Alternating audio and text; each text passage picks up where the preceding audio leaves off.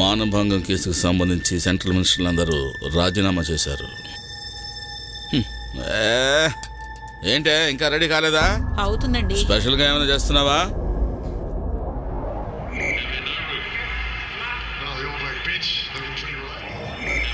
పక్కకి తప్పుకోవే, బుద్ధి లేదన్నా. నీకు ఎన్నిసార్లు చెప్పాలా? టీవీ చూసేటప్పుడు మధ్య రావద్దని, న్యూస్ వినేటప్పుడు మధ్యకి వస్తావు. ఆ పిల్ల ఏడుస్తుందని పక్కకి తప్పుకోవచ్చు కదా. ఈ రోజు కూడా వెజిటేరియన్ చేసి తగలడావా? చేపల వాళ్ళు ఎవరు రాలేదా? రాలేదండి. సాయంకాలం మార్కెట్కి వెళ్ళి తీసుకురా. అలాగే. చెప్తుంటే అలా వెళ్ళిపోతావేంటి? దిక్కుమాలిన దానా.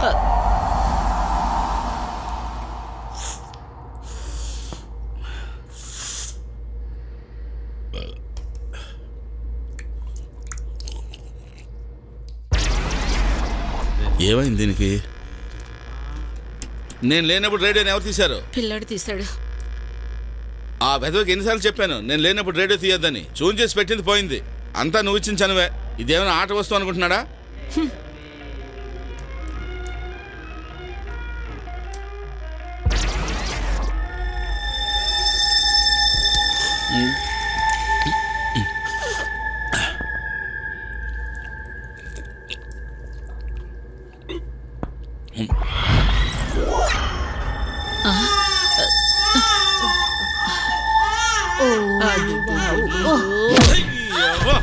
ఎన్నిసార్లు చెప్పాలి నీకు ఫ్లాష్ న్యూస్ చూసేటప్పుడు అర్థంగా రావద్దని? కొంచెమైనా బుద్ధి జ్ఞానం ఉండాలి కదా. దరిద్రం దరిద్రం. ఫ్లాష్ న్యూస్ ఎంత ముఖ్యమో తెలుసా నీకు?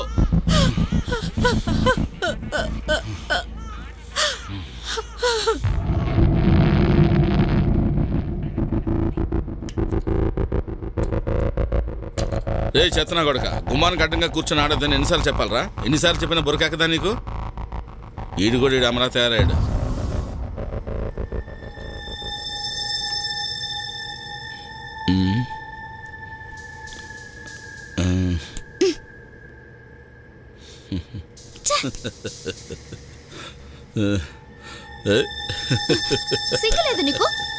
ఏంటి రోజుకి వేల కొలది సంపాదిస్తున్నావు? అవన్నీ ఏం చేస్తున్నావు ఏంటి? నాకు సారా బాటిల్ ఇచ్చి సరి పెట్టేస్తున్నావు. నీకేం కావాలి? నేను అడిగింది నువ్వు ఇస్తావా ఏంటి? నీ మొహానికి మా అక్కనిచ్చి పెళ్లి చేసిందే తప్పు. కోప్పడక మరదలా. ఏయ్, చెయ్యేసే ఉంటే మర్యాద దక్కదు. నేను ఒక ఐడియా చెప్పనా? నీ దగ్గరున్న డబ్బులన్నీ తీసుకొచ్చి నాకు ఇచ్చావంటే నిన్ను హీరోయిన్గా పెట్టి సినిమా తీసి అమ్ముకోవచ్చు. నేనే డైరెక్టర్ ఉంది. రే నువ్వు ఇంకా ఇక్కడ ఆడుకుంటున్నావా? చెప్తే అర్థం కావట్లేదా? మీ అమ్మాయిదరా ఎక్కడికి వెళ్ళింది? ఊరి మీదకి వెళ్ళిందా? మీ పిన్నేది? అది ఎవరితో ఉందో లోపల. ఏంట్రా చూస్తున్నా? ఓ గుట్టకేస్తావా? తాగు, మంచి సరికే. వద్దా? సరే నేనే తాగుతాలే. ఈరోజు మీ పిన్నికి భలే పండగరా. ఏంట్రా చూపు? ఏబిసిడీలు చదివి చించేస్తాడు. ఏంటి మీద చూస్తున్నావు? ఏంట్రా? నువ్వు మామూలుడు కాదు. ఉండు, ఇప్పుడు వచ్చి నీ పని చెప్తా.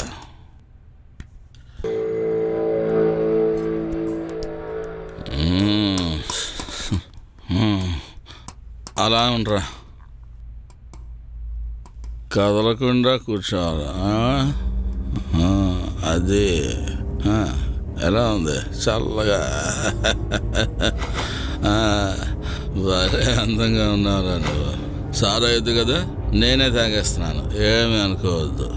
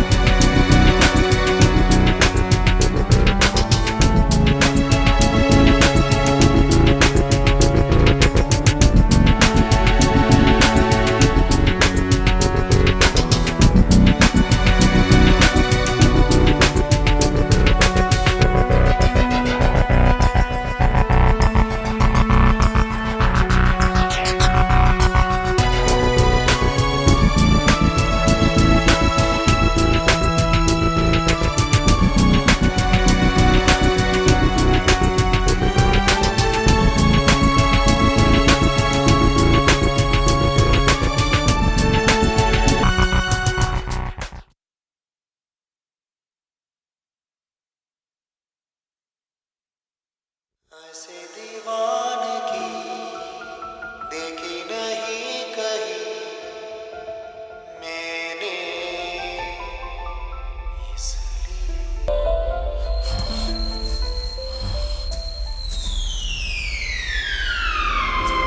हंस के प्यार से बेखुदी में दीवाना मेरा नाम रख दिया मेरा नाम रख दिया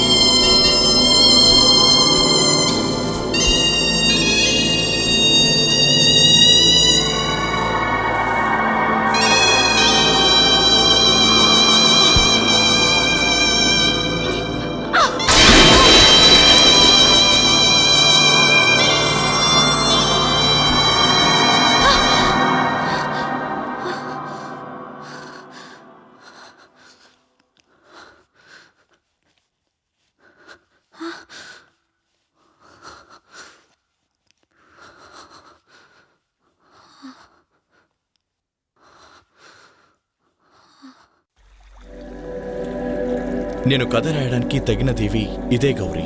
అందుకే ఎప్పుడూ వెళ్లే ప్రదేశాలకి వెళ్లకుండా ఇక్కడికొచ్చాం. ఇంత అందమైన దేవి మీలా కథలు రాసే వాళ్ళకి ప్రకృతి సహజ సిద్ధంగా ఇచ్చిన వరం కదా. అవును గౌరీ. క్షుద్ర పూజలు చేసే మా నాన్నగారు కూడా అప్పుడప్పుడు ఈ దేవికి వస్తూ వెళుతూ ఉండేవారట. అయినా ఈ రోజుల్లో అటువంటివి ఎవరూ నమ్మడం లేదు కదా. అమ్మా ప్రియా, అదిగో అక్కడికే మనం వెళుతున్నాం. నాందా, ఈ దేవి నాకు చాలా నచ్చింది. నేను ఇక్కడికి రావడానికి ఇంకో కారణం కూడా ఉంది. నాన్నగారి అస్థికలు ఇక్కడే నిమజ్జనం చేయాలని నానమ్మ చెప్తూ ఉండేది. సరే కాని మీ మట్టుకు మీరు కథలు రాసుకుంటూ ఉంటారు, నాకు టైం పాస్ ఎలా అవుతుంది చెప్పండి. నీకు వంటలంటే ఇష్టంగా మాకు వండి పెడుతూలే. సుబ్బారావు, ఆ పాడుపడ్డ బంగ్లాలో ఎవరుంటున్నారు? ఒక చిత్రకారుడు, అతనితో పాటు ఒక నాగుపాము కూడా ఉంది. తనకు ప్రేమికురాలు ఉందని, ఆమె కూడా తనతో పాటు ఉంటుందని జనాలకు చెప్తూ ఉండేవాడు. అయినా మేమెప్పుడు చూడలేదు. మీలాంటి గెస్ట్లు వచ్చినప్పుడే ఆ ఒడ్డుకి వెళ్తూ ఉంటాం. అమ్మా ప్రియా, చాలా టైం అయింది, పడుకుందాం. లే లే తల్లి, నేను కూడా ఇవాళ నీతో పడుకోనా? వద్దు రామ్మా, నా బంగారు తల్లి కదా. దా రా.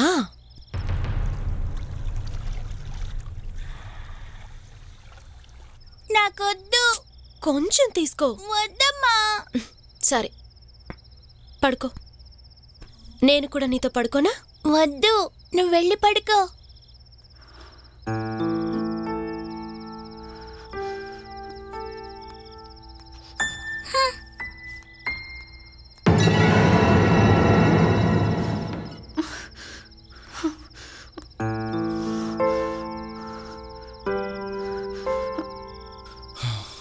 ప్రియకింకా నీ మీద కోపం పోలేదు కదా?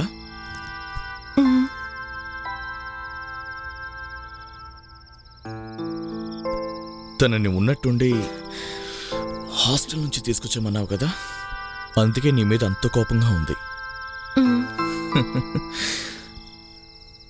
నీకు తన మీద ఉన్న ప్రేమని తను అర్థం చేసుకోవడానికి కాస్త టైం పడుతుంది. ప్రియ త్వరలోని ఈ వాతావరణానికి అలవాటు పడుతుందిలే. నువ్వంతగా బాధపడకు. ఈరోజు తనతో నేను పడుకుంటానన్నాను, కానీ అందుకు అది ఒప్పుకోలేదు. అదే నా బాధ.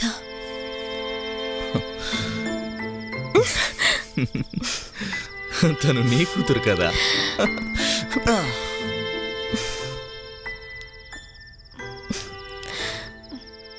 హలో, హాయ్ చిట్టి. మనిద్దరం తొలిసారిగా కలుసుకునేటప్పుడు నాకు నువ్వు ఏం గిఫ్ట్ ఇవ్వబోతున్నావు? నన్నే అడగమంటావా?